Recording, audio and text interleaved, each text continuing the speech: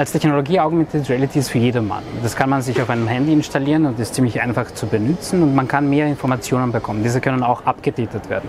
Dadurch, dass das Digitale mit dem Realen verknüpft wird, ist es auch immer up to date. Und dementsprechend ist es auch eine neue Erfahrung. Im Museumsquartier ist es immer spannend, wenn man da auch einen Spritzer trinkt und auch als Einheimischer zwischen den Museen ist. Aber man weiß zu wenig über einzelne Institutionen. Und mit diesem Projekt kann man ganz einfach die Institutionen von innen sehen, verschiedene Details und irgendwie hungrig auf mehr machen und dabei mit der Musik mehr verstehen, was sich eigentlich zwischen den Mauern im Museumsquartier versteckt.